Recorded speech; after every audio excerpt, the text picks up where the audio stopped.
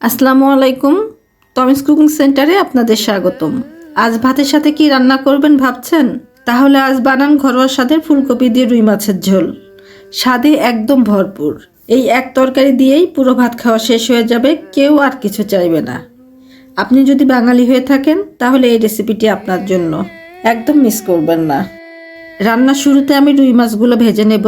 তার জন্য 1 চামচ লবণ, 1 চামচ শুকনো মরিচের গুঁড়া আর হাফ চামচ হলুদের গুঁড়া দিয়ে দিলাম, সাথে একটু তেলও দিয়ে দিলাম।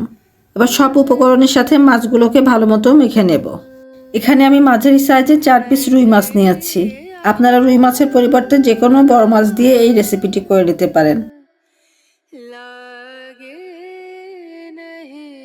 এখন মাছের টুকরোগুলো সব দিকে হলুদ, লবণ আর মরিচের গুঁড়া মাখানো হয়ে গেছে। এবার এগুলো ভাজতে চলে যাব। একটা ফ্রাই প্যানে 3 টেবিল চামচ মতো রেগুলার রান্নার তেল নিয়ে নিলাম। তেলটা ভালো মতো গরম হলে একে একে মাছের টুকরোগুলো দিয়ে দেব। আমি আজ রান্নায় সয়াবিন তেল ব্যবহার করছি। আপনারা চাইলে সরিষার তেল বা আপনারা রেগুলার রান্নায় যে তেল ব্যবহার করেন সেটা দিয়ে রান্না করে নিতে পারেন। তবে সরিষার তেলের থেকে এই রান্নাটা সয়াবিন তেল দিয়ে করলে টেস্টটা বেটার পাবেন। মাছগুলোর এক পাশে ভাজা হয়ে গেছে, তাই উল্টে দিয়ে অন্য পাশটাও সুন্দর লাল করে ভেজে নেব।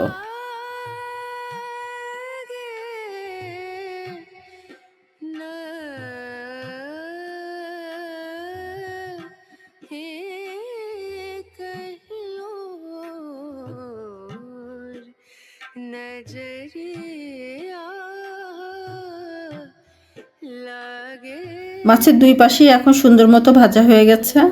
এখন এগুলো তেল থেকে তুলে নিয়ে এক পাশে রেখে দেব।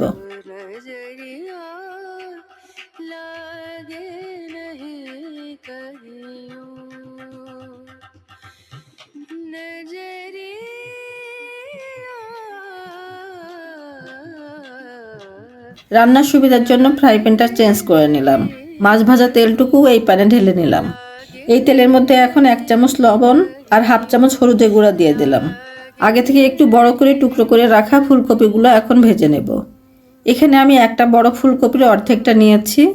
আপনারা আপনাদের প্রয়োজন মতো কপির পরিমাণটা কম বেশি করে নিতে পারেন। কপিগুলো ঘুরিয়ে ফিরিয়ে সব দিকে হালকা করে ভেজে নেব। এতে কপির যে একটা স্মেল থাকে সেটা তো চলে যাবেই, আর কপি ভাজার একটা সুন্দর স্মেলও পাওয়া যাবে, যেটা তরকারির স্বাদ গন্ধ দুইটাই বাড়িয়ে দেবে।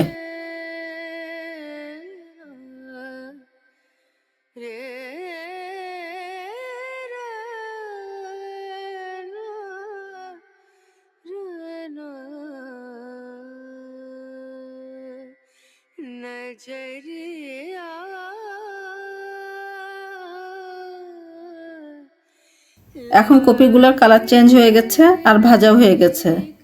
তেল থেকে তুলে নেব আর এগুলো এক পাশে সরিয়ে রাখবো।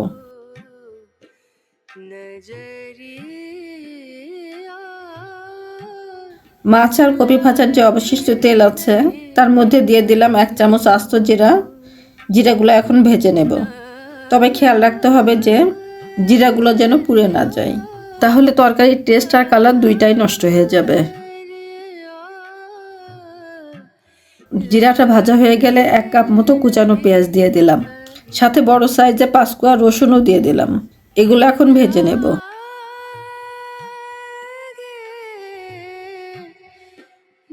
এখন পেঁয়াজ রসুনের কালারটা চেঞ্জ হয়ে বেশ লালচে হয়ে এসেছে। এবার 3টা শুকনো মরিচ ছোট করে কেটে ভেজে নেব, যাতে মরিচ ভাজার সুন্দর একটা ফ্লেভার পাওয়া যায়। মরিচগুলো আগে দিলে মরিচের কালারটা চেঞ্জ হয়ে কালচে হয়ে যেত, তখন তরকারির কালারটা ভালো আসতো না।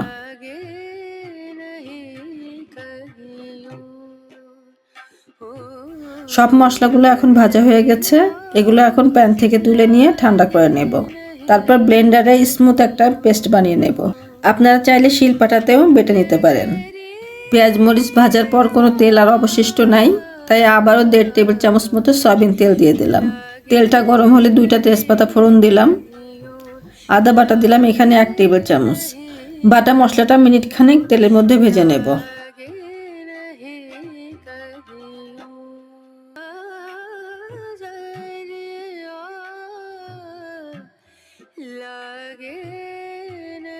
আদা বাটাটা একটু ভাজা ভাজা হয়ে আসলে আধা চামচ করে ধনিয়ার গুঁড়া আর হলুদের গুঁড়া দিয়ে দিলাম।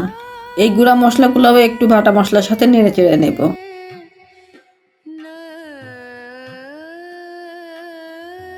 এখানে 2টা টমেটো আগে থেকে পেস্ট করে রেখেছিলাম, সেটুকুও দিয়ে দিলাম। টমেটো পেস্ট সহ সব মশলাগুলো এখন ভালো মতো কষিয়ে নেব।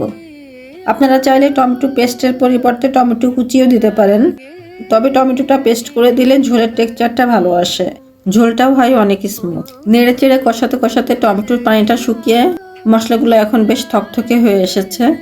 এই কষানোর মাঝে স্বাদ মতো লবণটা দিয়ে দিলাম। লবণটা দেবার সময় খেয়াল রাখতে হবে মাছ আর কপিটা ভাজার সময় লবণ দেওয়া হয়েছে, তাই লবণটা বুঝিয়ে দিতে হবে। মশলাগুলো ভালো মতো কষানো হয়ে গেছে। এখন কপিটা সিদ্ধ হবার জন্য 2 মগ পানি দিলাম। আপনারা যদি কপির টুকরোগুলো ছোট করে কাটেন তাহলে পানির পরিমাণটা একটু কমও লাগতে পারে। এবার ঢাকা দিয়ে রাখবো পানিতে পুরোপুরি বলক আসার জন্য।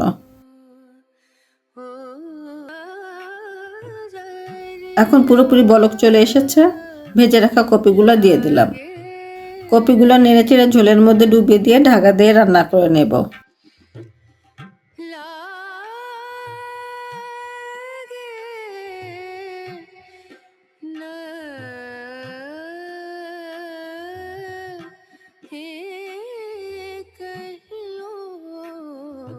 কপিগুলো এখন অনেকটাই সিদ্ধ হয়ে এসেছে। এই পর্যায়ে এসে যে ভাজা মশলার পেস্টটা রেডি করে রেখেছিলাম সেটুকু দিয়ে দিলাম। জারটাতে অনেক মশলা রয়ে গেছে, তাই জারটা ধুয়েও পানিটুকু দিয়ে দিলাম। এই রেসিপিটা টুইস্টি হলো এই মশলাটা দেওয়ার সাথে সাথেই আপনার তরকারি দিয়ে এত সুন্দর একটা অ্যারোমা পাওয়া যাবে যে কি বলবো, পুরো ঘর ভরে যাবে এই সুন্দর অ্যারোমাতে। এখন বাকি রান্নাটা অবশ্যই ঢাকা দিয়ে করে নিতে হবে, নইলে মশলার সুন্দর অ্যারোমাটা সব বাতাসেই মিলিয়ে যাবে।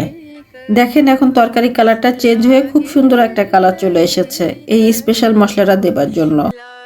তরকারিটা আমি বেশ ঝোল রাখবো, তাই আরো 2 মগ উষ্ণ গরম পানি এখানে দিয়ে দিলাম। এতে ভাজা মাছটাও নরম হয়ে আসবে। আবারও ঢাকা দিয়ে ঝোলে বলক আসা পর্যন্ত ওয়েট করব। এখন ঝোলে পুরোপুরি বলক চলে এসেছে। আগে থেকে ভেজে রাখা মাছগুলো একে একে ঝোলের মধ্যে দিয়ে দিলাম, আর 1/2 চামচ গরম মশলা গুঁড়া দিয়ে দিলাম। আপনারা গরম মশলা গুঁড়াটা স্কিপ করতে চাইলে করতে পারেন, তবে ফুলকপির তরকারিতে একটু গরম মশলা দিলে, বিশেষ করে এই রেসিপিতে দিলে তরকারির টেস্ট আর ফ্লেভার দুটোই অনেকটা বেড়ে যাবে। গরম মশলার গুঁড়োটা দিয়ে দ্রুত হাতে মিশিয়ে নিয়ে আবার ঢাকা দিয়ে রাখতে হবে। মাঝে একবার ঢাকনা তুলে মাছগুলো উল্টে পাল্টে দিতে হবে, যাতে মাছের সব দিকে ভালো মতো ঝোল টেনে নরম হতে পারে।